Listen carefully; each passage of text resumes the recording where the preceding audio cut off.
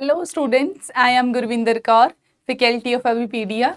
A very warm welcome all of you in this session और अभी भी हमारी ये सीरीज कंटिन्यू है यहाँ पे 10 मिनट सीरीज जिसमें हम आज फिर से टॉपिक लेकर आए हैं आपके लिए। मोस्ट इंपॉर्टेंट टॉपिक्स हम यहाँ पे डिस्कस कर रहे हैं रिगार्डिंग नाबार्ड और आज हम यहाँ पे शुरू करते हैं हमारा next topic. So before that C here students, this is our toppers जिन्होंने अभिपीडिया के प्लेटफॉर्म से स्टडी करने के बाद यहाँ पे अपनी ड्रीम को और गोल को पूरा किया और अभी 2023 में वापस से फिर से एग्जाम जो अब होने वाला है आफ्टर 30 to 35 डेज बाद। सो लेट्स सी आप सब की जितनी भी मेहनत है उसके बदौलत फिर से जो अभिपीडिया है वो वापस से अपनी लेगेसी यहाँ पे कंटिन्यू रखेंगे हम लोग। ठीक है, ओके स्टूडेंट्स, तो आज का हम यहाँ पे क्वेश्चन करते हैं यहाँ पे, that is United nation declaration the year 2023 S. ठीक है, सो ये क्वेश्चन है हमारा नाबार्ड का previous year. United nation declare किया है 2023 एज ए व्हाट। ठीक है, क्वेश्चन बहुत ही आसान है स्टूडेंट्स, आप सबको पता ही होगा। दैट इज क्या है भाई क्वेश्चन का answer? That is the international year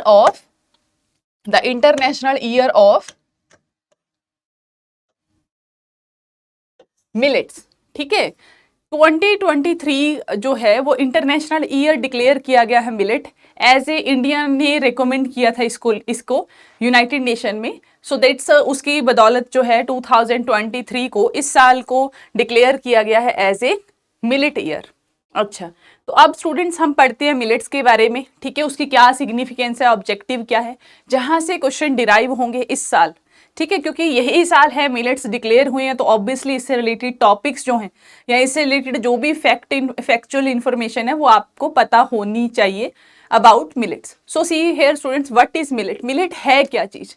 वैसे इसको हम देसी लैंग्वेज के अंदर या हमारी जो लोकल लैंग्वेज होती है उसमें हम मोटा अनाज बोलते हैं। ठीक है, उसमें हम इसको मोटा अनाज बोलते हैं। So see here students, millet is a collective referring to a number of small seed annual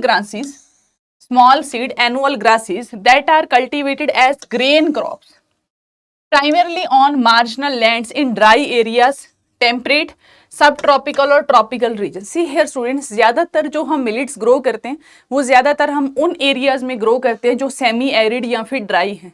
semi arid, arid, dry regions कौन से होते हैं? वो वाले रीजन्स जहाँ पे रेनफॉल बहुत ही स्कैंटी है। ठीक है, हो तो रही है बट कम हो रही है। ठीक है, इसीलिए ड्राई एरिया, जैसे पंजाब, अगर मैं बात करूं इंडिया की, तो इंडिया में ड्राई एरिया कौन कौन सा होगा बताइए, आप बताइए कमेंट बॉक्स में जरूर लिखना कि कौन कौन से ड्राई और सेमी एरिड एरियाज हैं।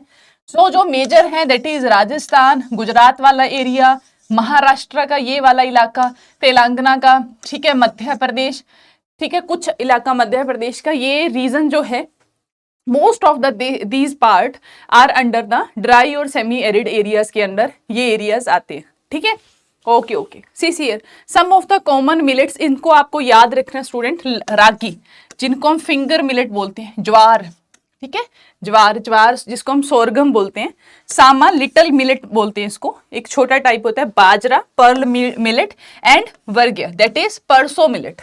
ठीक है, the earliest evidence of these grains have been found in Indus civilization and one of the first plant domesticated for food. See here student, Indus Valley civilization अगर आप India के map में देखो तो ज्यादातर सिविलाइजेशन जो है वो नॉर्थ वेस्ट पार्ट के अंदर डेवलप हुई थी। मतलब कि पंजाब, ये आज का पंजाब नहीं, जो पाकिस्तान के अंदर पंजाब है वो वाला इलाका भी, पंजाब, गुजरात, राजस्थान, राइट, या फिर जो उनका सिंध वाला इलाका है, ठीक है, वहां पे डेवलप हुई थी हमारी इंडस वैली सिविलाइजेशन।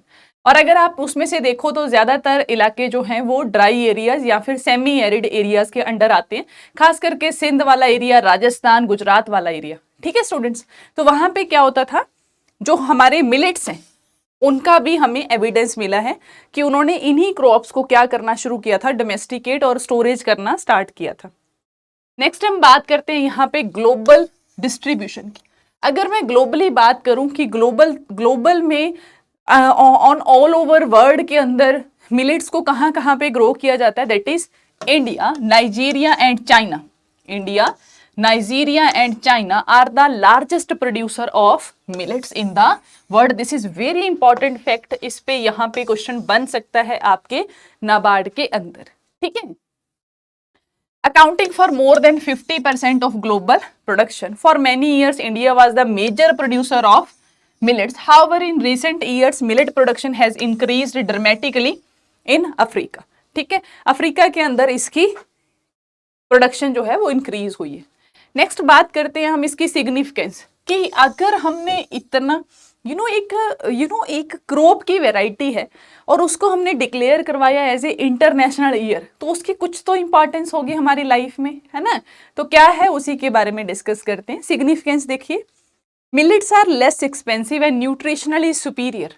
ये जो अगर फूड क्रॉप्स की बात करूं और अगर इसमें से सबसे ज्यादा अगर मैं न्यूट्रिशनल वैल्यू की बात करूं, so that is the millets. Millets जो है वो न्यूट्रिशनली बहुत ज्यादा रिच होते हैं स्टूडेंट्स, ठीक है।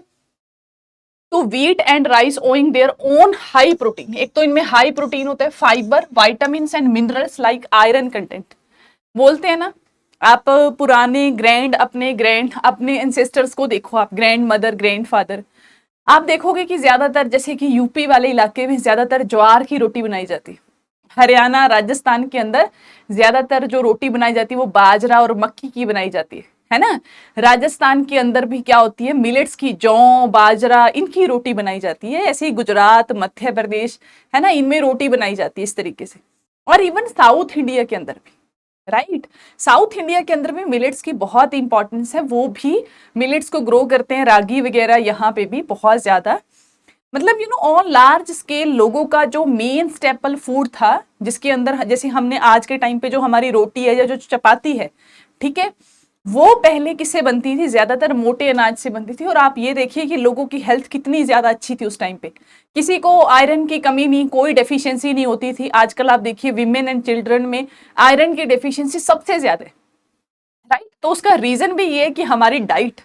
ओके, नेक्स्ट देखते हैं, millets can improve nutritional security as a shield against nutritional deficiency specially among children and women. जैसे हम बात करें तो हाई आयरन कंटेंट, बहुत ही आयरन का जो कंटेंट होता है स्टूडेंट्स वो बहुत ज्यादा होता है।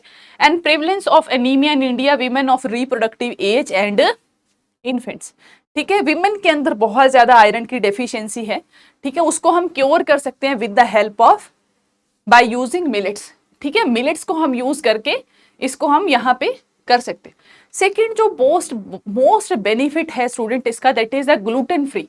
यू नो दैट जब आप व्हीट खाते हो तो उसके अंदर ग्लूटेन होता है ना। ग्लूटेन फ्री, ए लो ग्लाइसेमिक इंडेक्स, ठीक है। कईयों को देखा होगा कि व्हीट से उनको एलर्जी होती है, ठीक है। तो वो क्या कर सकते हैं, यहाँ पे बहुत अच्छे से हम मिलेट से उनकी यहाँ तक की बहुत सारी डिजीज भी क्योर हो सकती हैं, ठीक है। See here students, millets can help tackle lifestyle problem and health challenges such as obesity and diabetes. See here students, आज के टाइम में ओबेसिटी एक सबसे बड़ी प्रॉब्लम बन गई, बहुत ही मेजर इशू बनता जा रहा है। ये एक नॉन कम्युनिकेबल डिजीज बनती जा रही है जो कभी नहीं थी किसी में, ठीक है। और बहुत ही रेयर होता था कोई ओबेसिटी से, और अब देखिए आप यहाँ तक कि छोटे छोटे बच्चे जो हैं वो भी ओबेसिटी के यहाँ पे वो भी शिकार होते जा रहे हैं, ठीक है। अच्छा, वहां पे मिलेट्स बहुत इंपॉर्टेंट रोल प्ले कर सकते हैं, क्यों? Because they are gluten free and have a low glycemic index, a relative ranking of carbohydrates in food according to how they affect our blood glucose level, ठीक है।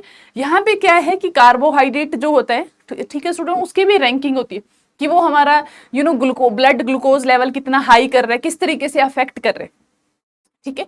तो millets के अंदर बहुत अच्छी क्वालिटी होती है कि they are gluten free and low glycemic index, जिसकी वजह से ओबेसिटी और हेल्थ से रिलेटेड जो अदर प्रॉब्लम्स होती हैं, ठीक है, हेल्थ, कोलेस्ट्रॉल, फैट, उनको भी हम यहाँ पे क्योर कर सकते हैं with the help of using millets, ठीक है स्टूडेंट्स।